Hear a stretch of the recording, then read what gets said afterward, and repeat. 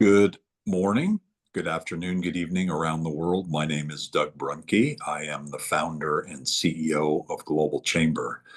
Very excited to share with you experts who are very familiar with the opportunities within the Middle East, within Canada, and the opportunities between the two. And so today we're having a Globinar at Global Chamber, opportunities in the UAE and Canada with experts on both sides. You're going to be able to explore ideas and thoughts. We have three primary speakers, and then I know there's several people in the audience with outstanding expertise who can contribute. And so I encourage our members who have that expertise, and I think, talked to some of you ahead of time. If you could raise your hand during the conversation, we'll hopefully have some time at the end. Uh, Global Chamber is an organization that's worldwide with 525 plus chapters, a platform for people to do exporting, importing, and foreign direct investment. One of the real key attributes of Global Chamber is that we have a team worldwide of several hundred people and tens of thousands of members. And the people we have as our representatives around the world are spectacular. I'm the founder of Global Chamber, and I thought at the beginning, if I could find people better and smarter than me all over the world, that would be a cool platform to be able to learn from, to be able to connect with, to be able to grow a business from point A to point B. That's how I've spent my career, and I didn't have that, and I wanted that. But it didn't exist before Global Chamber. So an example of our great network is our first speaker, Ayman Alawadi, is the group managing director of the corporate group. He's also leading with Adel Alawadi, our team in not just the UAE, but also in Saudi Arabia. He's a spectacularly knowledgeable and well-connected leader. Their company is well respected, very professional, highly ethical, and their operations are without peer. And we're very proud to have them as a sponsor and as a partner with Global Chamber. Um, Ayman Alawadi is going to be our first speaker. And Ayman, thank you for sharing more about your perspectives on these opportunities on both the legal and business landscape in the UAE, and then we'll begin to connect with Canada. Thank you for sharing with us today. Sure, Doug. It's my pleasure. Ladies and gentlemen, thank you for this opportunity. And today we'll take you through a quick overview of the UAE business landscape in terms of business opportunities, what's happening on the ground, and how to grasp these opportunities, and understanding the legal landscape in order for you to know about how to embark your next business venture in the region. Please allow me to share my screen. Sharing.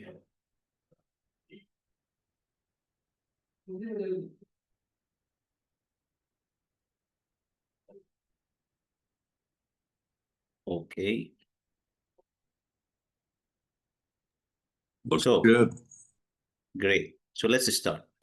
I think the first thing I can do here is I'm going to walk you through UAE's progress in numbers throughout beginning of the year until now, which we have completed almost half of the year. And we see some progress in terms of statistics and facts. So we have a better understanding of what the UAE situation is all about. The UAE foreign trade surpasses for the first time 3 trillion dirham milestone in 2024 and closes to reach to the target of 2031, which is 4 trillion dirham in an annual foreign trade years ahead of schedule. There are more than 1,000 startups in the UAE, which they have they are located of the 86% in Dubai, in which 40% of those startups are in the scale-up stage. And that shows you the significance size of Dubai ecosystem for the startups. And these startups are contributing 89% of the UAE scale-ups. The UAE emerges as one of the most trusting nations in the world in 2025. How come is that? The UAE government achieves a score of 82% of the most trusted institution in the country, while the global average trust is 52%. And then you have the UAE achieved strong levels of confidence in business, being the sixth globally with 76 rating score. Dubai records the highest increase in population. That's because of overwhelming crowd that is coming to Dubai and the UAE to do business. So in the last 6 years, it has recorded over 3.8 million population so far today, and expected to reach to 5.8 million by 2040. And that shows you significant increase in terms of growth in population, and which means business opportunities for everyone. UAE is ranked 16 in ease of doing business and 17 for starting a business. And this is as per the World Bank Group. Continuing to more progress in numbers, Dubai ranks world's top green FDI destination attraction of $14.24 billion. And this is from FDImarkets.com.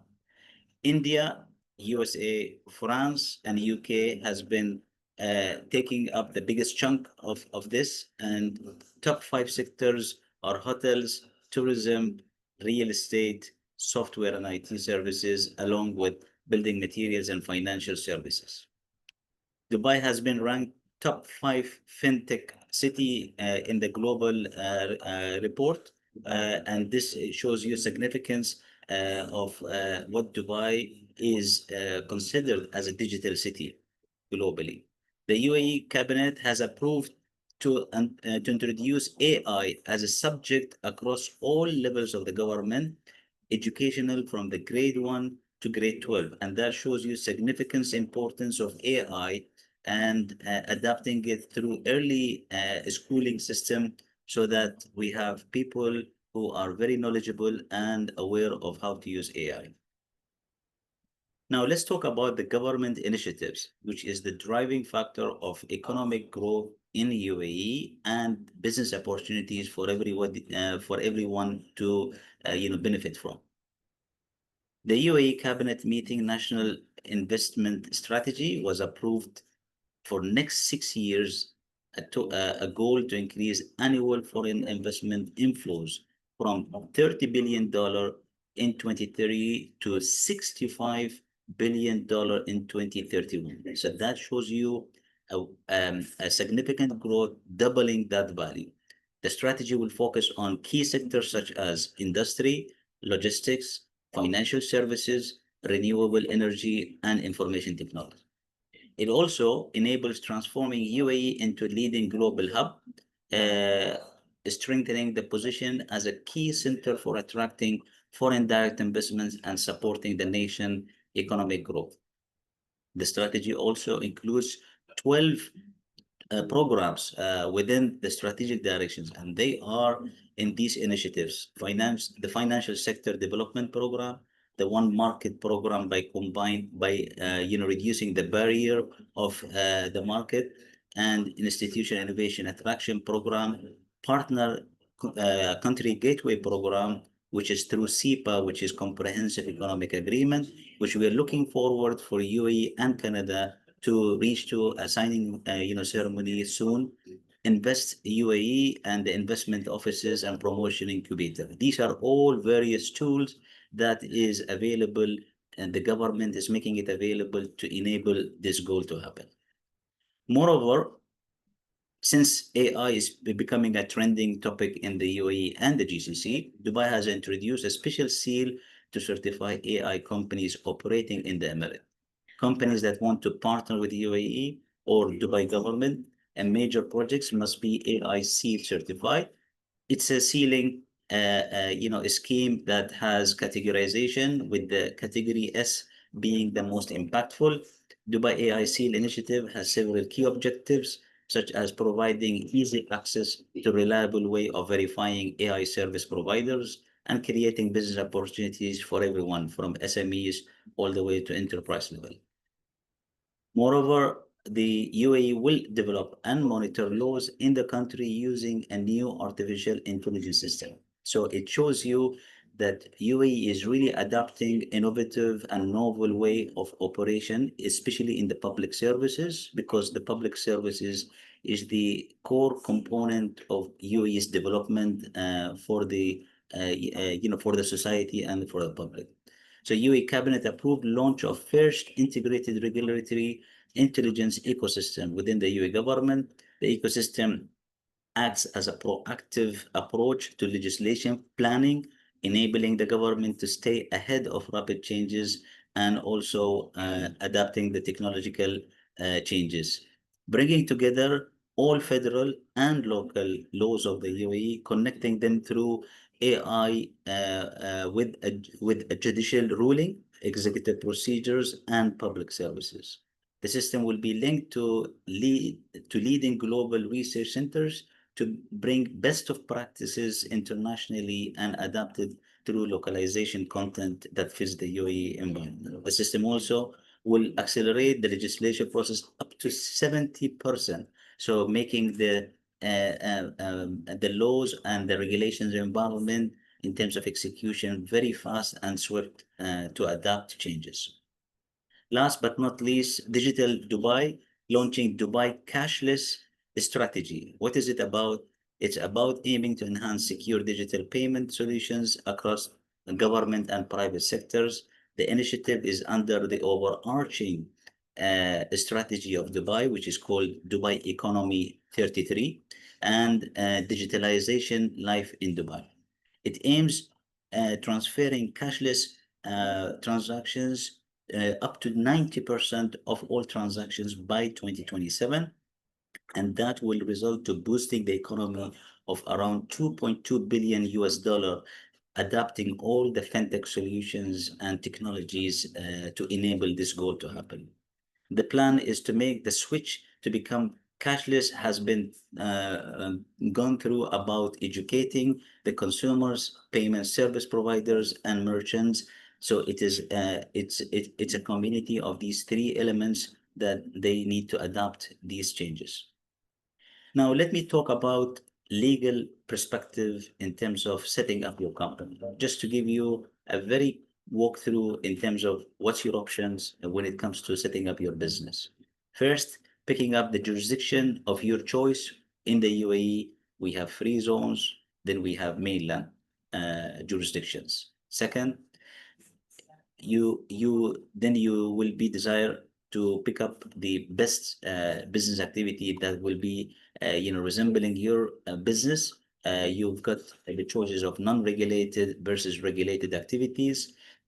If your activities are involved government approvals, then we need to obtain government approvals for you. Third point is to open the best legal structure for your business operation, and these are sole establishments, single LLC, limited liability company, which is in some other countries they call it with limited liability company, WLL, and then civil company partnership when you have professions, multiple partners who are delivering professions such as accountants, auditors, lawyers, and then branch of foreign company or representative office. Fourth, the legal address and operational compliance matters. Here, you need to be aware of appointing a resident general manager or director, hiring staff and compliance to amortization, which is a percentage that you need to adhere as per the Ministry of Human Resources, establishing or setting up your company bank account, and not forget about VAT, which is 5%, and corporate tax, which is 9%, and financial audit, requirements. What's on? What's happening or what we are doing?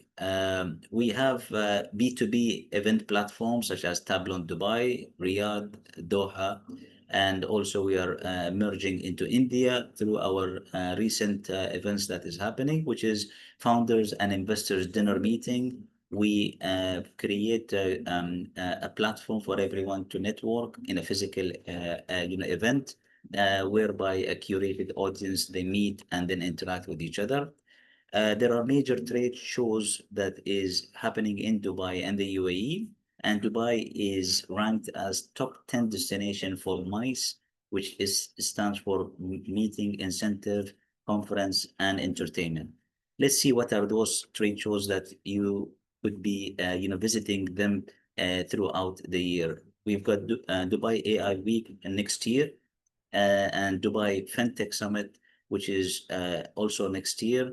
Seamless is an e-commerce trade show and conference, which just happened this year. GITEX 26 and North Star is the largest IT exhibition and conference, and also for the startups, it's North Star is taking place in October. Big Five, it's a construction industry, and also interior designs take place in the quarter 4 of this year.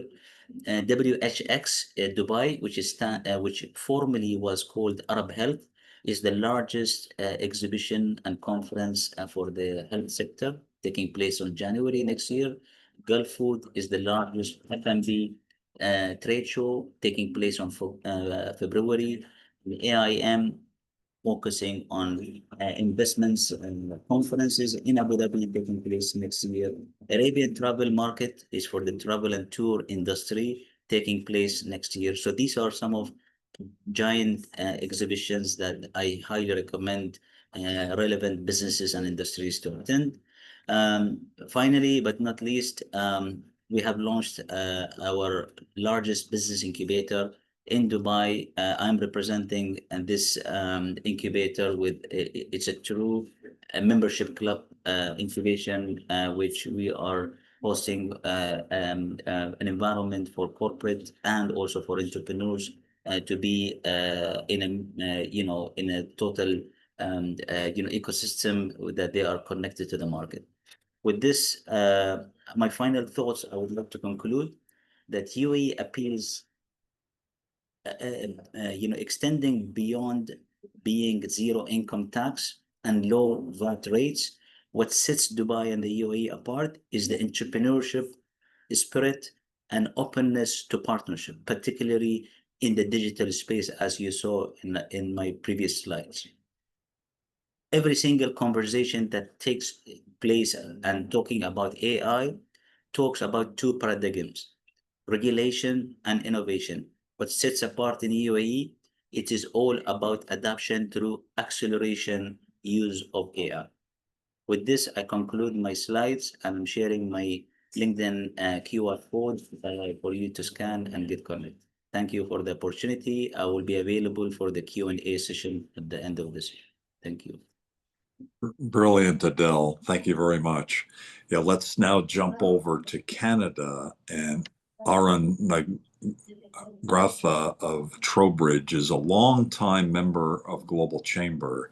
His leadership is unparalleled in terms of helping companies come into Canada and be successful in Canada.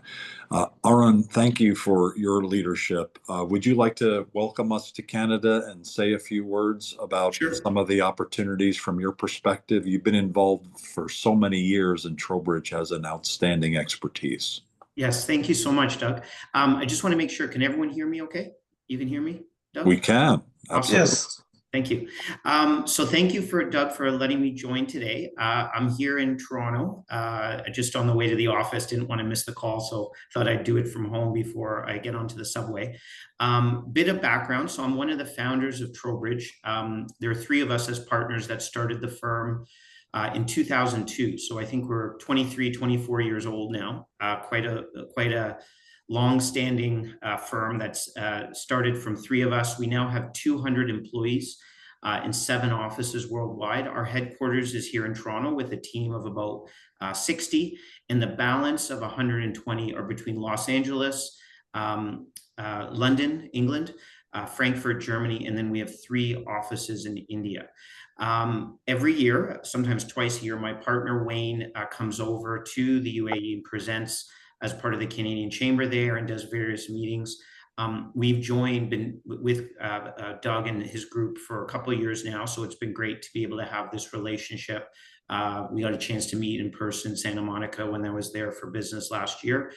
We primarily deal with Canadian companies that expand abroad. So obviously the UAE is a very hot area and has been for us for over 20 years.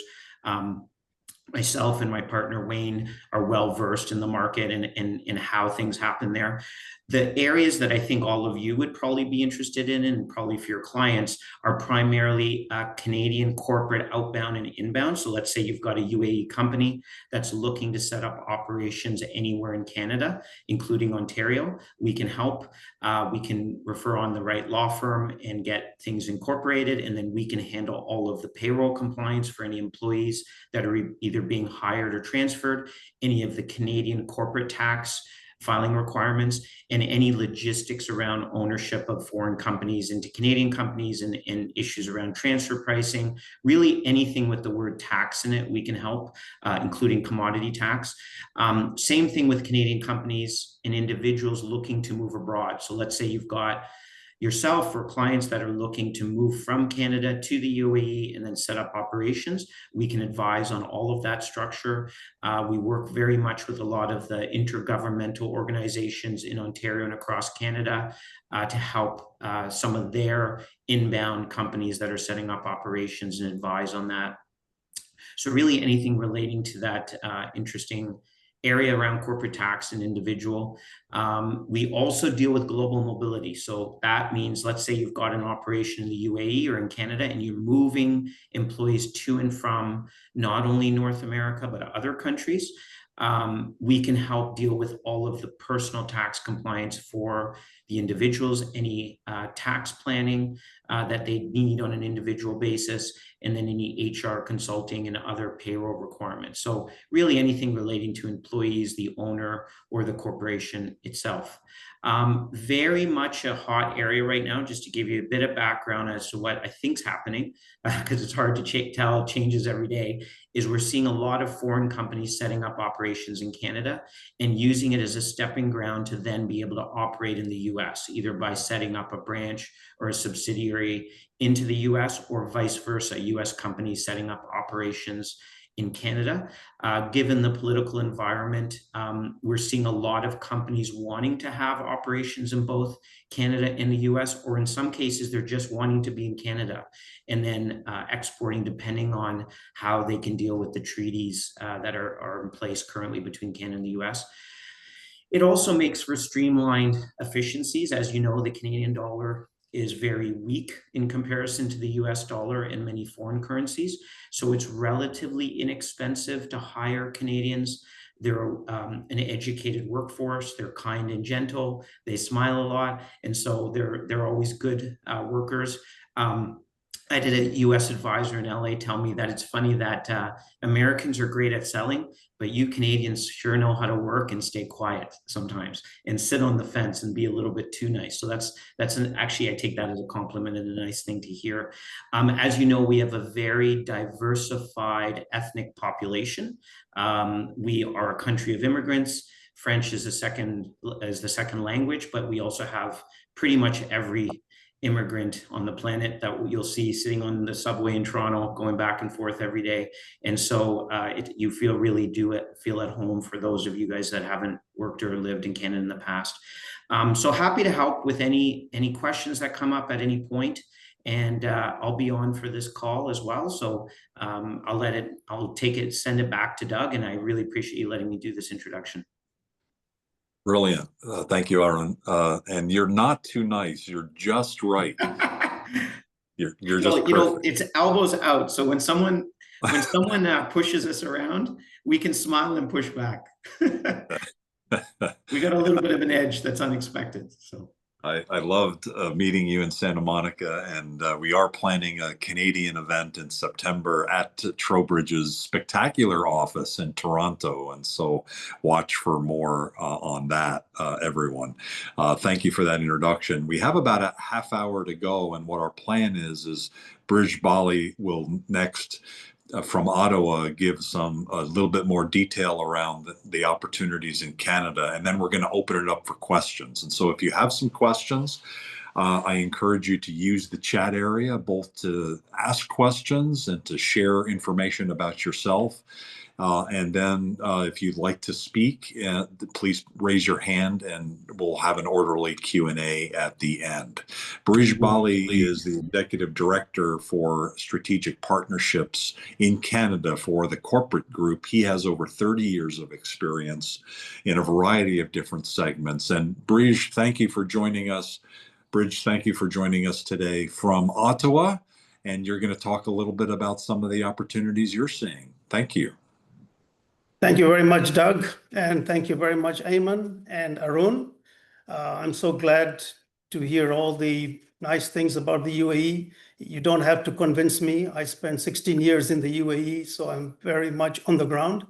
I can't say more about my relationship with the corporate group, which has been spectacular in supporting me in my business ventures in the UAE. So I come from a history of the UAE, current relationships, very strong on the ground, and being with the corporate group has been one of the best experiences I've seen in terms of supporting businesses basing themselves in the UAE.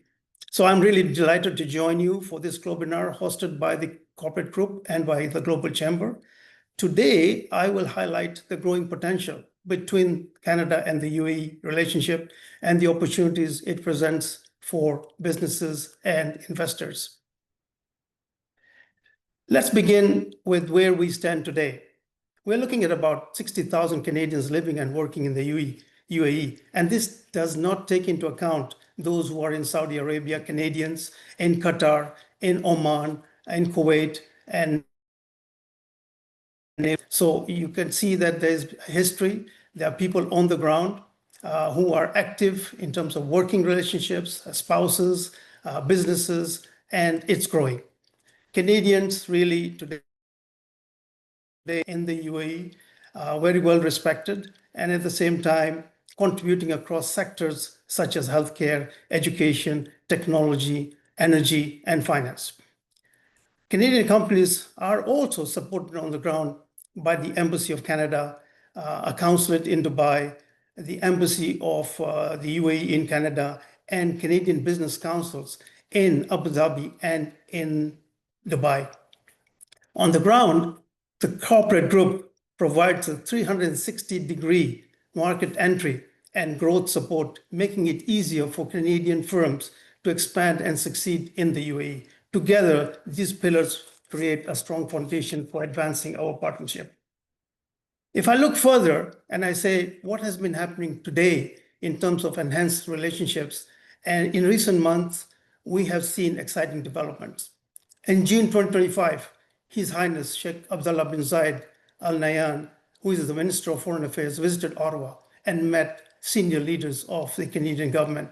A discussion between the current Canadian Prime Minister and His Highness Sheikh Mohammed bin Zayed, the President of the UAE, has also been a discussion that has taken place, reaffirming both countries' commitment to deeper. I also want to acknowledge and recognize that the Dubai Chamber has opened its recent office in Toronto, its North American office, and really creating a strategic platform for investment and trade.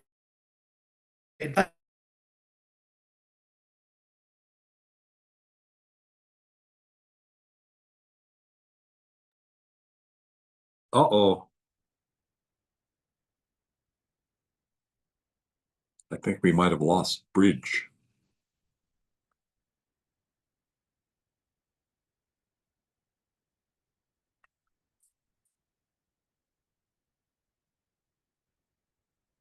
Jim, are you also experiencing this? Can you hear me? Doug? We can hear you. I think we lost you momentarily, but we can hear you now. Okay. So I will just recap. So in terms of recent months, there have been very, attractive and extensive engagements at the high level. And we have had the visit of His Highness Sheikh Abdullah bin Zayed Al Nahyan, who's the Minister of Foreign Affairs, visiting Ottawa and meeting with senior Canadian officials. We have had Dubai Chambers that opened its first North American office in Toronto just a month ago.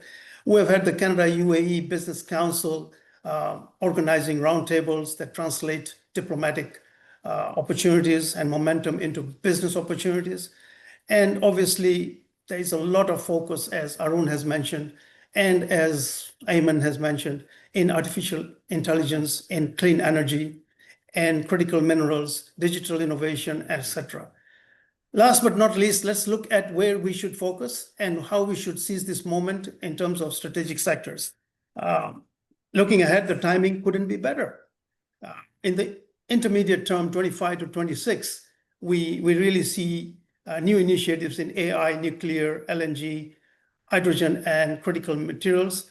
We see in the medium term opportunities expand in advanced technology, workforce development, education, and student mobility, areas where Canadian expertise is highly valued in the UAE and in the region.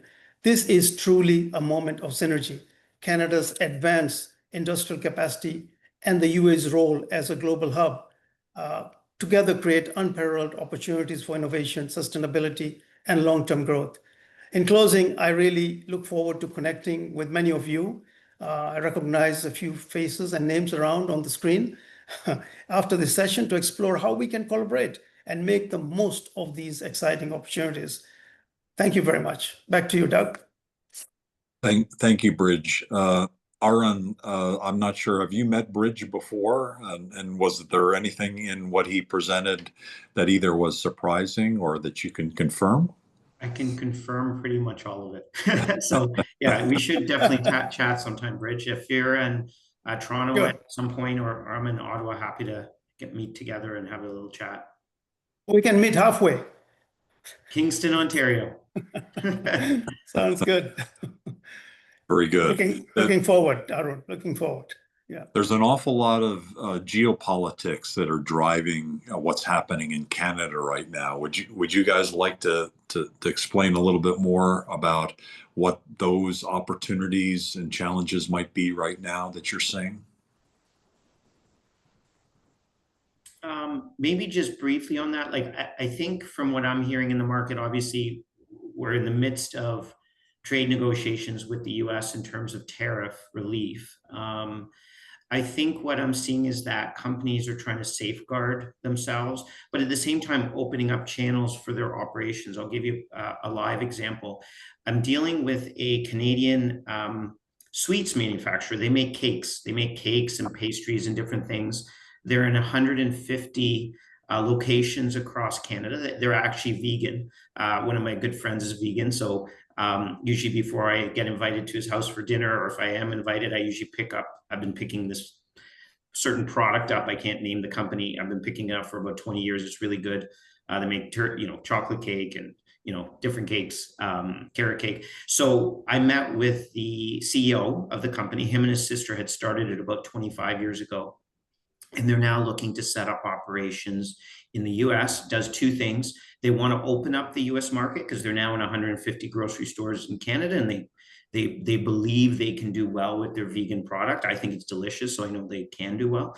And obviously, because it's got a shelf life, and because they're using very, very fresh ingredients and no additives, it's only going to last for a few days. So they have to set up operations in the US in order to be able to ship to grocery stores in a timely manner. So that's just an example for them to just not. I think it was really the tariffs that were the trigger point for companies to set up in the US, or US companies to set up in Canada, or do acquisitions of other companies in order to have operations. So I know of a chemical company that is in the US that's now set up in Ontario purely through an acquisition, and now they can ship these chemicals from different locations. And so really just a trigger point. These companies were probably already thinking of expanding. They're now expanding, and this might be a good business decision. So let's see. Those are my comments. Brilliant. Thank you very much.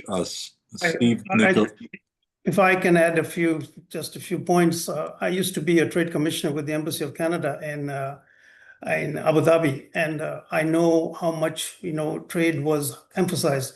But lately, if you look at the last few months and with what's happening south of the border, Canada is looking at other markets and really enhancing its trade connections.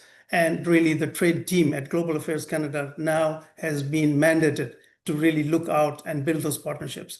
And UAE is standing very high on the list. And those high-level leadership meetings really have made things smoother. And that's why we're here today with the corporate group and the Global Chamber to see how we can help you to make those moves. So there's a gift in everything, and diversification of trade by Canada to great places like the UAE may be one of those gifts. I see people have started to raise their hand. If Steve Nikokiris is available, I'd love to call on you. I see you're unmuted and you're on camera as well. CBiz is got a presence globally, and you do a lot of work internationally, I presume, in both in Canada and UAE as well. Steve is based in Connecticut, but he's based also within Global Chamber in our New York City chapter. Thanks for your leadership. Is there any comment or thought that you have based on what you're hearing so far?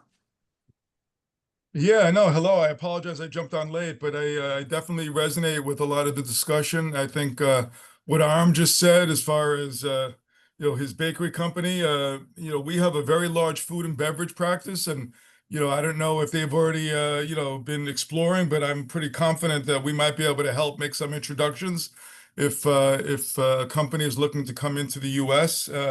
And either set up their own bakery or co-packer situation. We definitely have that expertise, and always. I know through you already, Doug. I've had some introductions, and through my Vistage member. I'm a member of Vistage for over 10 years. We've have a lot of there's a big Vistage UAE connection, and whenever anyone comes into the U.S. and if they're in the New York area, I love to host and have them over either to have a lunch or just to talk, and always share ideas and see if there's any business we could do to help each other. Very good. Thank you very much. Mohammed Omar is a global advisor for Global Chamber for Kirkuk, Iraq. Mohammed, thank you for raising your hand and for attending today. Did you have a question or a thought, please? Yes, thank you, Doug, again. I don't need to thank you every time to just to use the time wisely. So when I raise my hand, consider it, I thank you. And thanks again for Mr. Ayman, Arun, and Bridge for the valuable information. My question is, for the UAE is the number one exporter into the Iraqi market. And I am giving always the UAE as an example to the Turkish manufacturers and traders. My question is, what is the precautions, or what is the, how you say, the step that UAE is taking during this geopolitics and tariffs that are going to shift trade? Is there any kind of actions that attract trade also to the region, or is there any kind of, how you say, accessibility to the Middle Eastern market, especially Iraqi market? And thank you.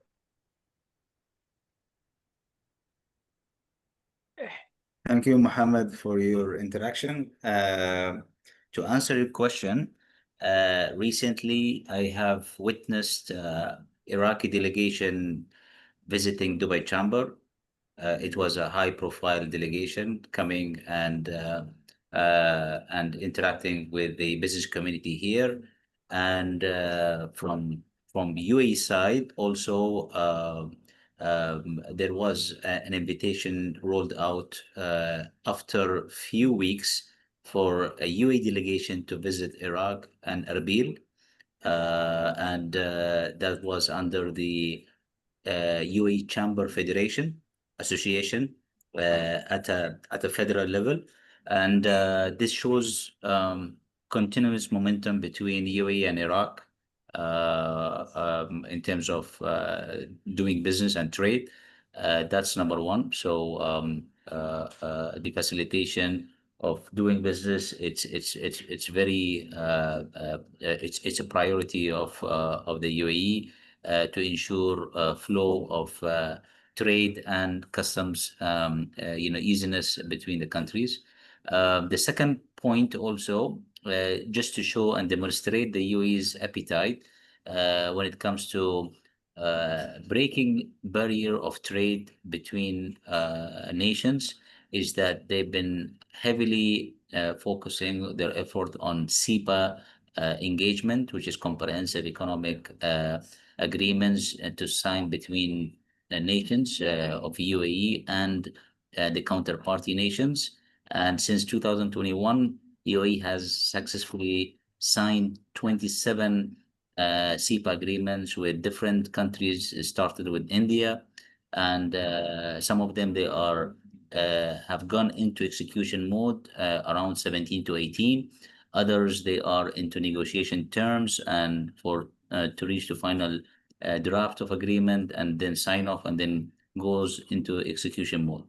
And these are some of evidences that the UAE is thriving and doing its best to ease of doing business with other nations, because it will open up the opportunity at multi-level scale through CEPA agreements, not only just economic, but also tourism, social, and bring nations together. And that's the sort of strategy of UAE has been adapted since post-COVID or post pandemic era. Thank you very much. Thank you, Mohammed. Let's go next to Assam Azar. Thank you for your question in advance. Well, what would you like to ask, please? Are you available? Assam Azar, are you there? Hey, Doug, I joined late, pick up my family. Hold on. Let's Okay. hold on, Pankaj. Okay. Assam, are you there? Yeah, can you hear me? Yes, now we can. Okay. Yeah, please go. I'm really happy.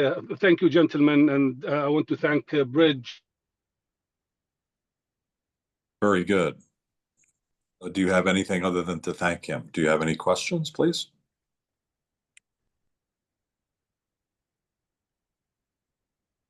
Thank you for joining today. 20 years ago or 20 plus years ago. Anyhow, I spent like 25 years in Abu Dhabi in the UAE, and my last appointment was with the Agricultural Authority. I was an Agritech investment executive with them. Since I came back home to Canada like 3-4 years ago, I lost contact with what's happening in the agricultural sector in the UAE. I was wondering if any one of the gents can give me a nutshell on what's been happening in that front, especially Ayman. I think maybe you can add some notes, some remarks. Thank you. Ayman, did you have enough of that question to be able to answer?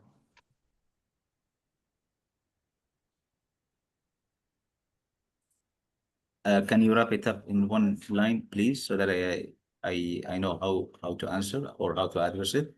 Yes. Sorry, Assam, you broke up a bit. So go ahead. Try a quick summary. What's been happening on the Agritech investments in the UAE? What are the latest developments in that area? Thank you. Okay. So for the Agritech, two major cities are embarking different strategies for Abu Dhabi, but both of them, they are coming under the overarching strategy, which is the food security, national food security of UAE. When it comes to Abu Dhabi, it is mainly driven through the Agritech initiatives that is under ADIO, Abu Dhabi Investment Office, and supported through the Agricultural Authority. There are two streams: stream of the support to the local farmers and the local industry, and also a stream of bringing innovative solutions and to the Emirate of Abu Dhabi. When it comes to Dubai, Dubai, they have came up with Food Valley as integrated ecosystem to welcome food tech initiatives under the Food Valley concept, and that is a joint venture between the government and Al Wasl Properties, which is a real estate development entity owned by Dubai government, and to enable a fertile environment for businesses to establish, provide them the required support in order for them to be able to provide their services. Vertical farming, hydroponic, and other innovative solutions are in rise, and meat. Lab meats and sea farm or fish farm. These are some of innovations that it has been introduced to UAE. So therefore, it's quite adapting to support the food tech or the agri-tech industry. Thank you. Thank you for the question. We're handling questions for a few more minutes, and then I'll ask each of the speakers just to give a very short summary and wrap up. You've reached the Global Chamber, Globinar, that's talking about opportunities in the UAE and Canada. Clearly, lots going on, a lot of opportunities, and we're all about connections, strategic connections. And so everyone speaking here today is related to, of course, the Global Chamber, but related to really outstanding connections to be able to be successful in new opportunities. Peter Grabik is someone who's on the international stage, another longtime member of Global Chamber doing work internationally. Peter, what's your question, please?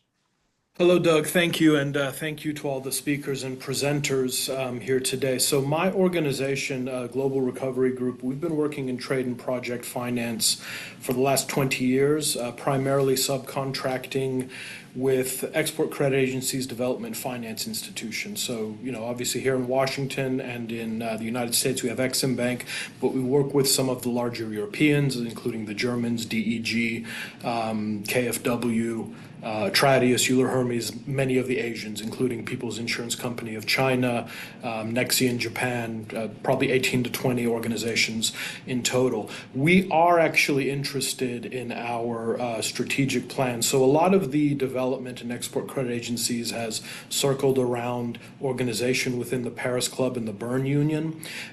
We are aware and making engagement with the Amman Union, and we're aware that the UAE and Saudi Arabia are very active, as well as Turkey. I was in Turkey about 2 months ago, and I anticipate over the next several years that I'll have the pleasure and honor of visiting your region more. I've spent a lot more of my earlier career in other regions, and so I just wanted to kind of introduce myself, say hello, welcome any feedback that you may have for me in such an endeavor, and say that I do hope and look forward to meeting several of you in person in the coming years, frankly, because it's going to be a long-term initiative. Thank you, Global Chamber, Doug, and all of the speakers and guests for the opportunity. Thank you very much. I'd like to flag a few people in the audience. RT Nimker, you have an export initiative in India next week in Goa. Thank you for the conversation that we've had this week of Global Chamber India and the great work that you're doing. Anita Rodal is a key leader for Global Chamber in Los Angeles, not only currency exchange, but she's an expert on so many different things, and she's been a tremendous supporter for our export league and our export support for companies in the Southern California area. And so, Anita, thank you for all that you do. Really appreciate it. Bill Foch is an expert on running businesses and in a sustainable way, and one that includes employee engagement, and he's working globally. And Bill, thank you for all the leadership that you share and support companies with. Ruby Golo is a leader who is a Global Chamber Executive Director for Ghana. So if you're doing business in Africa, talk to Ruby. She's amazing and she knows everybody in Africa. If she doesn't directly know them, she knows someone who does know them. So thank you, Ruby, for all that you do. Leon Pereira with Yamada Group in New York, doing M&A work, spectacular activities between Singapore, Tokyo, and New York. He's got a leg in everywhere, and he does some great work, works with fantastic companies. Thank you for your work. Rhonda Bowen, I don't know if you're in Germany these days or exactly where, but she's an AI expert and does some really spectacular work. Rob Arthurs is in Vancouver and does import-export. Last night, I was talking to a member in Tokyo, and we're going to get him connected to you because of some of the great work that you're doing. Don't be discouraged, Rob, on the trade. I know I got your email the other day, and it's for Canadians, it's been a bit of a rough bit with the tariffs, but we're going to get through it and we're going to find a way. Robert Quinn is the world's semiconductor expert. And so if you work in semiconductor, do connect up with Robert. He spoke at the 4th Annual Global Chamber Semiconductor Summit and was spectacular and knows everybody in semiconductor based out of Texas. Thank you for joining here today. I'm wondering, before we close the room so that we can wrap up on time, if each of the speakers could just say a few words. And I think we'll maybe start with Canada and wrap up with Ayman in the UAE. Aaron, did you have any final comments that you'd like to make? Just less than a minute kind of a thing. No, just obviously the world is changing so quick. So keep an eye on the markets and what's happening in global change and movement, because I think comments we're making today could be different by next week, but it's exciting times. Either way, I think there's lots of opportunity for lots of companies to be able to work and expand internationally. Absolutely. And I failed to say Pankaj Pramanik, who spoke for a second, is someone who has funding available for large projects. And so check that out if that's an opportunity that would be of interest to you. Bridge, thank you for speaking today. Great to meet you. Of course, we've been working with the corporate group, but this is a great opportunity to meet you as well and understand your expertise. Or any closing comments from you, please? Thank you, Doug. Definitely looking ahead, I would be able to validate that the timing couldn't be better. What's happening today and onwards in the medium term, we're definitely looking at expansions in these partnerships. This is truly a moment of synergy, and I look forward to connecting with many of you after this session and to explore how we can collaborate and make the most of these exciting opportunities. Thank you. Ayman Alawadi, you are amazing. You and your brother Adel Alawadi representing Global Chamber, not just in the UAE, but in Saudi Arabia and across the region. Your expertise is just so deeply appreciated, and we're honored to have you as part of our team. You've been expanding, you're well connected, you've seen so much, and now with so many different things going on within the region. Thank you so much for sharing today. Do you have any final comments, please? Thank you so much for the opportunity here also. And my final thoughts and comments is that for those who have not yet visited UAE and the GCC region and would like to approach the region, it's very important to visit the region at the right time in the peak seasons during major activities, major events happening, because that's the best time where you can see the entire business landscape and discover it in the best way and in its optimum way.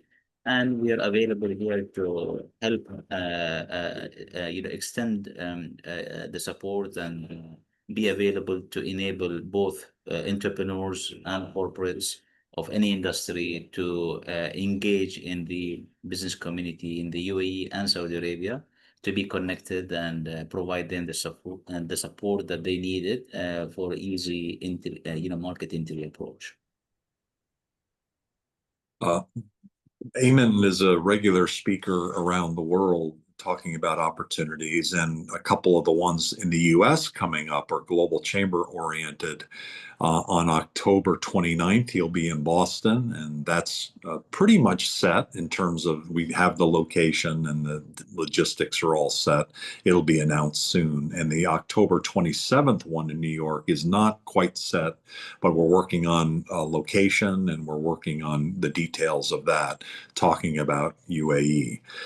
This is the end of the program for Global Chamber and the corporate group. We appreciate you attending today. If you'd like more information, please reach out to info@globalchamber.org, and we can connect you to any of the speakers or any of the opportunities that were spoken about today. Coming up, normally we have multiple events per day. Today is just this one, and it was a great one. Thank you all for your expertise and sharing. Tomorrow we kick off with our monthly First Friday conversation about what's happening in the world for importing, for exporting, for foreign direct investment. It's a broad-based conversation. I know we have several speakers talking. We have Catherine Reed from Austria, who's an expert on Asia and business, international business in general. I believe we have Amr Abdul from Yemen, who will be talking about some of the opportunities there. And I forgot the third person. I did that yesterday, but it's a roundtable, so members get to speak about what's going on in their area, and so we always have great information, amazing connections, and that's what Global Chamber is all about.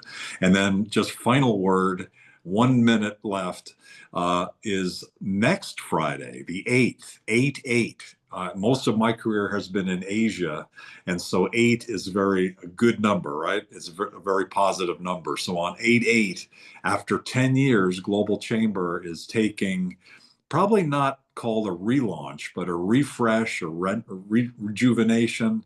We're introducing our artificial intelligence tool to the outside world. We've been using it internally, and so Globi comes out of the closet and becomes out into the world, so members can see. So join us on 8/8 for the refresh of Global Chamber with a new operating system, Globi available to members, and we're going to continue to support our members and to grow around the world in 525 plus chapters and help them be more successful with events like today, with connections to help you members be more successful. Thanks for joining today. Have a great rest of your Thursday and rest of the week. Take care, everybody. Thank you. Thank you, Doug. Thank you, Eamon. Thank you, Arun. Thank you, everyone. Thank you, everyone. Thank you. Thank you, everybody. Thanks, Jem, for organizing. Thanks, Eamon. Thanks, Bridge. Great to meet you. Nice to meet you. We'll be in touch. Thanks so very much. Great program. We'll be. Thanks, Paul. Thanks, Tech. Thanks, Jimmy, for helping. Reka, Bye-bye. great job. Thank you very much. Thank you, Reka. Thank you, Mahmoud. Thank you, Thanks. Reka. We'll be in touch. We'll be in touch. Thank you. Bye. Thank you.